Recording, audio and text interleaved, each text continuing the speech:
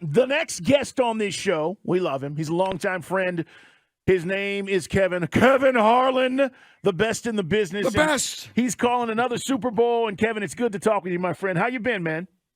It's good to be out with you guys. Thanks so much. I'm doing great. Hope you're doing well. Just heard about the Hawks-Pelicans game coming up on your station tonight. That'll be a good one.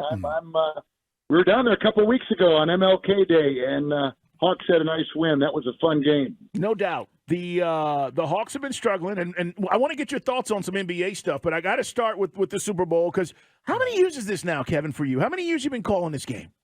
This will be the 13th in a row and 14 overall. Okay, because we were talking about it from a radio standpoint, guys. You'll get a chance to hear Kevin Harlan. So, listen, I think we got the best two teams, right? We got two incredible stories. Everybody's talking about Nick Sirianni with the Eagles and what it means for Big Red. And Mike was talking about, Nick Sirianni last night at opening night, saying openly that, he holds this little grudge. He's got a chip on his shoulder because Andy Reid didn't retain his services when he took the job in Kansas City. That's not what he's been saying, though, before this. He said that, he was on the staff. Reid came in. Reid, as all these coaches do, promised the wide receiver's job to somebody on his Philly staff. And when he got there, they said, well, here's who is under contract still. And Nick Sirianni was part of the previous staff. And Reid, a lot of these coaches come in and say, I've got no time. I got my guy. Sorry, you'll have to figure it out yourself. They don't see him face-to-face or talk to him. Reid brought the guy in. They had a nice conversation, from my understanding. And I don't know if he's just trying to play that up or not.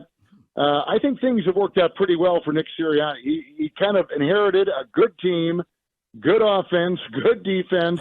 He's had a pretty good road there. I think I'd be more, and he has said publicly he's been more grateful for Reid giving him the time, having a chance to at least interview, get on his radar.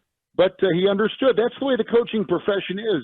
If you get a job, you don't think Sean Payton's going to bring a lot of his former assistants from around the NFL to Denver? Of course he will, just like all these coaches do when they get a new job. So I get it, and that's part of the business, and he should know that's part of the business, and I'm sure he does. And maybe it just came out wrong, but that's not what I've been reading. I've been reading that he was incredibly grateful for that time and felt that Reid, as a lot of coaches would not do, gave him the time of day and visited with him and talked with him and gave him some nice advice. And I thought that was a classy move by Andy Reid. It is. You recognize the voice. It's Kevin Harlan with us, guys. The best, Jerry. The best in the business. He'll have the radio call you hear the game right here on 92.9 The Game. And by the way, we're looking at the draft and free agency. Obviously, the Falcons can do some stuff this year, Kev. We look at the Eagles and the Chiefs, and they got all the stuff that we want that we don't have. How blown away are you by the job that Roseman did from 5 years ago being in the Super Bowl to getting back in from a general manager standpoint? Just stacking the deck, it looks like. Yeah, both these guys, Brent Veach up in Kansas City as well. I mean, my gosh, what they've done, how they put this together. One of the best moves, quite frankly, that Howie pulled off for the Eagles this year is after Week 10, and they were gashed by the Washington Commanders running game. I mean, they just obliterated the Eagles. They went out and signed Linval Joseph, and they got Ndamukong Suh, signed him after Week 10 to strengthen the middle, and that changed their defense, which was already good and, clearly one of the best, into something really formidable. And those two guys did a great job. Listen, here's Hassan Reddick on one side. You've got Brandon Graham in his mid-30s on the other side. You've got four guys on that line with double-digit sacks. And going out and getting A.J. Brown before the season began from the Titans. Huge move to help his young quarterback. And to make the decision on the quarterback. When he was drafted out of Oklahoma, even though he began at Alabama, he finished at Oklahoma, as we know. A lot of people thought that they really overreached to pick up Hurts in the second round. But they saw something in him that was special, and clearly they have been vindicated with that selection. Another wise pick. Devontae Smith, the receiver, terrific choice. Getting Goddard a couple of years ago, Dallas Goddard, and they sent Ertz off to Arizona when Ertz was having trouble staying on the field with injuries, as he did again this year with the Cardinals. So, no, Roseman's done a great job, whether it's been signing Darius Slay, getting Bradbury. I mean, right on down the list, all guys have helped that team on both sides of the ball. Kevin Harlan, our guest, guys, here on Sports Radio 92.9 The Game. He is calling the Super Bowl 57 this Sunday. I'm curious to know what you think about this defense and how dominant it's been. Kevin, we've seen a lot of great defenses over the years, right? And we're going into a Super Bowl where you've got arguably the best offense taking on the best defense. The two times that's happened in the Super Bowl, the defensive teams have won. How good is this Eagles defense? Yeah, good question, great point, and I'm on board with you. I saw them against San Francisco, and granted, San Francisco, was just decimated at the quarterback position and could not, even though their team is strong, really strong, and had they had the competence at quarterback, they could have done some damage, I think, in that game. But Philadelphia has been playing superb defense, and their 2 playoff wins attest to that. And how they conducted the season. 70 sacks at the end of the regular season. They've had 4 sacks in each of the playoff games. 78 sacks is one of the best records of all time in the history of pro football. 3rd all time in back of that Chicago team in 84 and 85. They've been superb. And again, talking about Howie Roseman and Jonathan Gannon, the defensive coordinator, what he's done. They're brilliant. They're going to give the Chiefs all they can handle. I would say that if you just took it position group by position group, that the Eagles are better in all 3 levels of defense and probably around the offense, maybe aside from quarterback. We don't know what we're getting with Mahomes because of the ankle. He is still the best quarterback in pro football, so I'll give the nod there. I'd probably give it to the Hall of Famer, Travis Kelce, at the tight end. But aside from that, the Eagles check all the boxes. If you took the top 12 individual players in this game, I think you'd probably go 7-5, 8-4 in favor of the Eagles. So man for man and position group by position group, I think they've got the best team. And certainly on defense, their secondary is terrific. Their pass rush has no peer, and their linebackers have been strong. The Chiefs have got a full day ahead of them. They definitely do. One thing is, though, is Kansas City is one of the best come-from-behind teams in pro football with the best quarterback in pro football. But they're taking on an offense of Philadelphia that has the best first half of any team, and it's not even close in the game. They've outscored everybody. They've got more yards than anybody. Their first 2 quarters this season have been the best by far in the NFL. Do you think Kevin Harlan is ready for this Super Bowl, Carl Dukes? No doubt. He's ready. He's ready. And by the way, Kevin, when it's a slow day sometime for us in sports, we get more mileage out of your radio calls when some nitwit runs on the field or there's a squirrel on the field. I think some of you, we know you're the best voice for play-by-play for hoops and football, but man, how much fun do you have when some of that shenanigans happens on the field? We love it.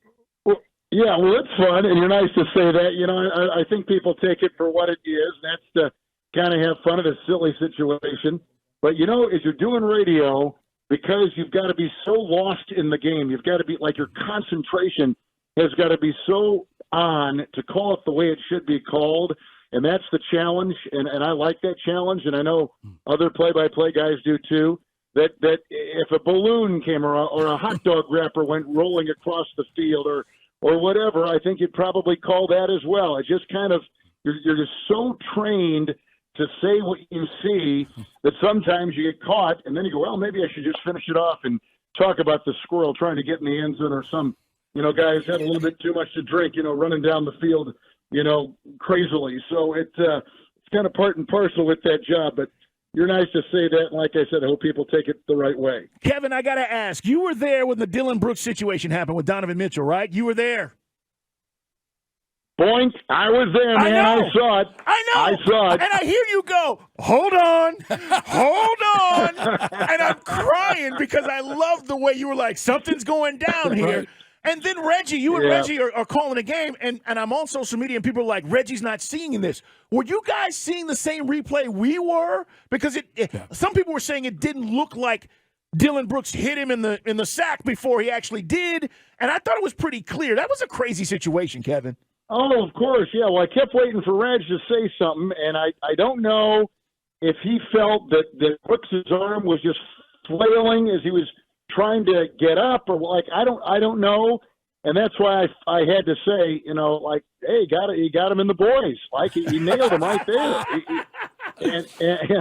And so I could wait no longer. It had to come out. Someone had to stick their neck on the line. Right. And I said, baloney flailing. He wasn't trying to get up. He was trying to rack him, and he did. And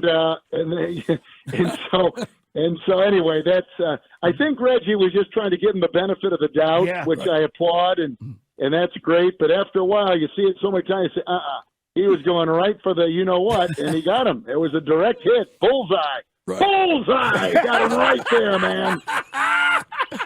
Here's a promo. It's Kevin Harlan with us, guys, on the waitforit.com hotline. You're a fool, Kevin. I love it.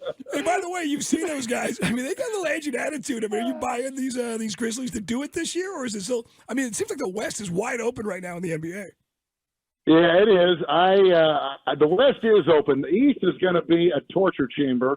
And the West is going to be like, who's got everybody back? Like, is Anthony Davis going to be back? And are the Lakers going to be a player, in the last quarter of the season? Are the Grizzlies going to get back Steven Adams? And is he going to have the kind of force that made them a complete team? Because without him right now, they are incomplete, and they're showing it. They're staggering a little bit. Zion, is he going to stay healthy? Is he going to play? Are they going to get their bodies back in New Orleans? There's all these things coming up. The Hawks had a nice little ride there for a while. They were kind of cooking after MLK Day and into Dallas. I think they won down in Dallas, and they won like 5-6 games in a row, and that's what I think they are. I hope they can sustain that and get back to that. But I do think the West is pretty open. I'm anxious to see what Kyrie does with Doncic in Dallas. That could be explosive. Right. Devin Brooks getting back with the Suns. He's got to get his health back. So who's healthy? Who can handle the war of attrition the best? That will probably rule the West. But the East, man, it is going to be a war. Those top 4 or 5 teams, buckle up, baby, because it is going to be ferocious. It is. And you're going to be great on the call Sunday. My friend, we wish you the best. Have a great call for Super Bowl 57. Looking forward to just a great game. I know you are, too. We talk about this all the time, right? Just give me a great game. Just give me a good game. Just give everybody a great game. I'll look forward to it, and I look forward to seeing you guys down the road. Take care, Kevin. Kevin Harlan, guys, here on Sports Radio 92.9 The Game. One of our favorites. So I just love the dude. Dude. And by the way, Ness, as radio, you're still the best on TV, Ness. Oh, because Ness is listening. You're right. But no, he's great.